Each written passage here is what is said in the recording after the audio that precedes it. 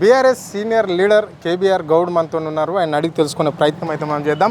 అన్న చెప్పండి అన్న, మీ ప్రచారం ఎట్లా కొనసాగుతుంది, మరి ఏమంటున్నారు ప్రజలు? ఈరోజు లాస్ట్ ప్రచారం కొనసాగుతున్నది, అన్ని పార్టీలు కూడా హడావిడి చేస్తున్నాయి. మరి మీ పార్టీ ఎట్లా ఉంది, ఏమంటున్నారు జనాలంతా? ముందు నుంచి కూడా బీఆర్ఎస్ పార్టీకి జనాలు పట్టం కట్టాలని చెప్పి జూబ్లీహిల్స్ ప్రజలు ఎప్పుడో డిసైడ్ అయి ఉన్నారు. ఖచ్చితంగా జూబ్లీహిల్స్లో ఒక ప్రభంజనం రాబోతున్నది. పెద్ద మెజార్టీతోన ఈరోజు కారు గుర్తును బీఆర్ఎస్ పార్టీని సునీతమ్మను గెలిపించాలని చెప్పి ఈరోజు జూబ్లీహిల్స్ ప్రజలు అనుకుంటున్నారని చెప్పి. అంటే ఇప్పుడు మీ అభ్యర్థి మీద ఆల్రెడీ కూడా కొంతమంది మంత్రులు కూడా కామెంట్లు చేయడం అనేది జరిగింది. ఆమె ఏడుపు కన్నీళ్ళు మాత్రం ఓన్లీ ఓట్ల కోసం ఏడుస్తున్నది. ఆమె అభివృద్ధి విషయంలో ఏం లేదు, మా పార్టీ అధికారంలో ఉంది, దాదాపుగా జూబ్లీహిల్స్ నియోజకవర్గం 200 కోట్లు కేటాయించినామని చెప్పేసి కూడా వాళ్ళు అంటున్నారు. మరి దీన్ని ఎట్లా చూస్తారు మీరు? ముందు నుంచి కూడా కాంగ్రెస్ పార్టీ మహిళలపై వివక్ష చూపిస్తున్నది. ఎందుకంటే ఆ మధ్యలో ఒక ఇన్సిడెంట్ జరిగింది. వాళ్ళ మంత్రి, ఒక మహిళా మంత్రి ఈరోజు నా మీద వివక్ష చూపిస్తుందని చెప్పి వాళ్ళ సొంత పార్టీలనే మహిళా మంత్రి ఈరోజు కాంగ్రెస్ పార్టీ మీద మాట్లాడింది. కాంగ్రెస్ పార్టీకి మహిళలను చులకంచడం కొత్త కాదు. ఈరోజు సునీతమ్మన్ గురించి మాట్లాడుతున్నారంటే ఆ మంత్రుల విఘ్నతకే మేము వదిలిపెడుతున్నాం. ఎందుకంటే క్రమశిక్షణ లేని మంత్రులు ఈరోజు కాంగ్రెస్ పార్టీలో. ఎందుకంటే ముఖ్యమంత్రికి మంత్రులకు ఎలాంటి సఖ్యత లేదు. ఈరోజు మంత్రులకు అధిష్టానానికి ఎలాంటి సఖ్యత లేదు, ముఖ్యమంత్రికి రాహుల్ గాంధీకి ఎలాంటి సఖ్యత లేదు. మేమందరం చూస్తూనే ఉన్నాం. ఈరోజు 56, 57 సార్లు ఢిల్లీ వేస్తే ఈరోజు ఒక్కసారి కూడా ముఖ్యమంత్రికి ఒకసారి కూడా అపాయింట్మెంట్ ఇవ్వలేని పరిస్థితి ఈరోజు కాంగ్రెస్ పార్టీ అధిష్టానది. ఇక్కడ మీరు ఆల్రెడీ కొన్ని రోజుల నుంచి కూడా ప్రజలలో ఉంటున్నారు, మీ పార్టీ నుంచి ప్రచారం చేస్తున్నారు. ప్రధానంగా జూబ్లీహిల్స్ అంటే ఓటు రిక్కింగ్ జరిగే అవకాశం ఉంది అని చెప్పేసి కూడా ప్రజలు అనుకుంటున్నారు. మరి ఇది ఎంతవరకు కరెక్టు, దీన్ని ఎట్లా చూడాలి?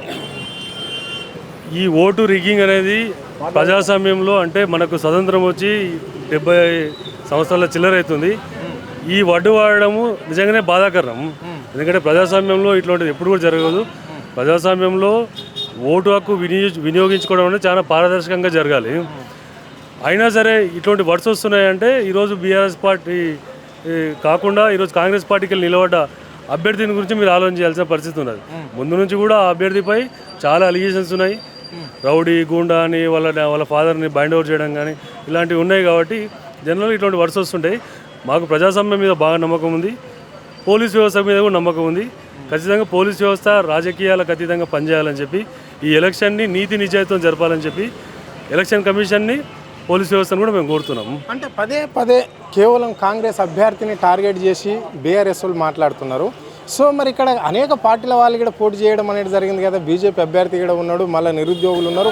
దాదాపుగా 100కు పైగా నామినేషన్లు వేయడం జరిగింది. మరి ఓన్లీ నవీన్ యాదవ్ ఎందుకు టార్గెట్ అవుతున్నాడు బీఆర్ఎస్కు? మరి బీఆర్ఎస్ నాయకులు నవీన్ యాదవ్కి ఎందుకు టార్గెట్ అవుతున్నారు? First of all Naveen Yadav గారికి కాంగ్రెస్ పార్టీ ఐడియాలజీ తెలియదు. ఇది ఫస్ట్ పాయింట్. ఇది సెకండ్ పాయింట్ ఏంటంటే ఆయన ఎవరు టార్గెట్ చేయలే, ఆయనే టార్గెట్ అయ్యాడు. గల్లీలకు వస్తే తిప్పులాడతాము, లేకుంటే గల్లీలకు వస్తే ఇంకోటి చేస్తామని చెప్పి ముఖ్యమంత్రి మాట్లాడినట్టు ముఖ్యమంత్రిని ఫాలో అయ్యాడు. జనరల్గా అటువంటి మాట్లాడినప్పుడు ఎవరైనా టార్గెట్ చేస్తాం. ఎందుకంటే ఈ ప్రజాస్వామ్యంలో ఇటువంటి కాలంలో ఇంతమంది చదువుకున్న వ్యక్తుల కాలంలో నేను గల్లీలో ఎవరు రానియను, ప్రతి ఒక్కరిని ఉరికించి కొడతా అనే మాట మాట్లాడినప్పుడు మనం కూడా ఆలోచన చేసుకోవాలి. ఇటువంటి వ్యక్తులు అసెంబ్లీకి వెళ్తే అసెంబ్లీ అట్మాస్ఫియర్ ఏమవుతుంది, ఇటువంటి వ్యక్తులు గెలిస్తే ఇక్కడున్న పరిస్థితులు ఎట్లా మారుతాయి అనేది కూడా ఈ మీడియా ముఖంగా నేను జనాల్లో కూడా తెలియజేస్తున్నాను. రైట్. ఇంకో విషయానికి వస్తే కాంగ్రెస్ పార్టీ ఇక్కడ మైనార్టీకి కూడా మంత్రి క్యాబినెట్లో అవకాశం ఇవ్వడం అనేది జరిగింది, చోటిచ్చారు. సో మరి అది ఏమన్నా ఎఫెక్ట్ పడే అవకాశం ఉందా? కాంగ్రెస్ వైపు మైనార్టీ ఓట్లు పోయే అవకాశం ఉందా? ఇంకో విషయానికి వస్తే అస్వదీన్ ఓవైసీ కూడా ఇక్కడ ప్రధానమే మైనార్టీలకు.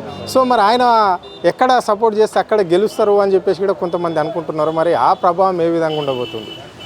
ఈ మాట 100% తప్పు మాట. ఈరోజు 130,000 మైనార్టీలు పూర్తి స్థాయిలో డిసైడ్ అయ్యి ఉన్నారు బీఆర్ఎస్ పార్టీ కోటేయాలని చెప్పి.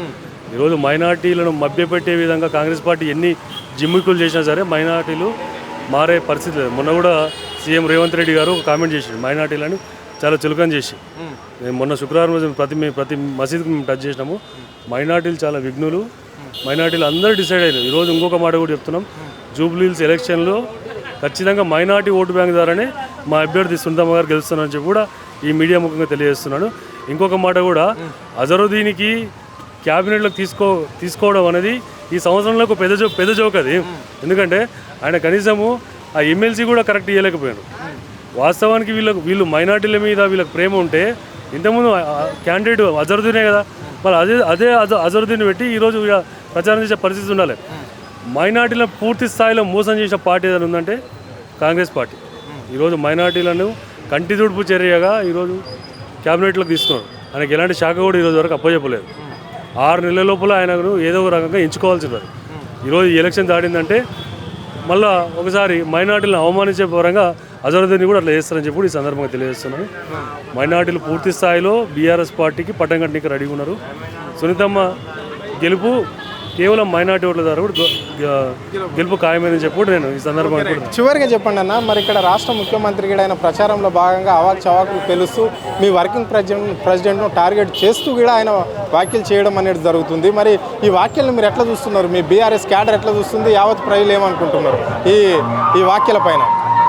చదువుకున్న వ్యక్తులు ఎవరైనా సరే, సంస్కారం ఉన్న వ్యక్తులు ఎవరైనా సరే అటువంటి మాటలు మాట్లాడరు. స్వతహాగా రేవంత్ రెడ్డి సంస్కారహీనుడు, దుర్వాసితుడు. నోట్లోకి వెళ్ళి 10 మాటలు వస్తే అందులో 9 మాటలు కూడా బూతులే వస్తాయి. ఇవి ఏం కొత్త ఏం కాదు.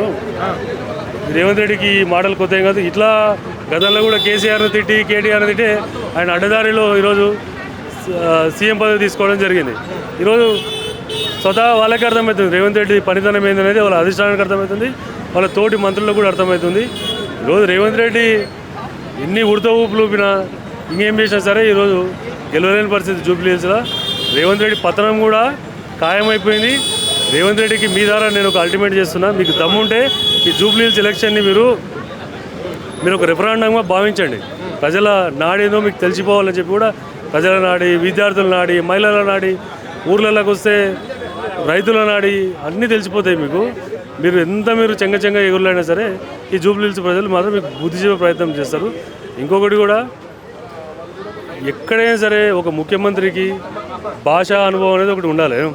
ఎందుకంటే గతంలో కూడా కేసీఆర్ గారు 10 సంవత్సరాలు ముఖ్యమంత్రి ఉన్నప్పుడు ఇట్లా దుర్భాష మాట్లాడలే.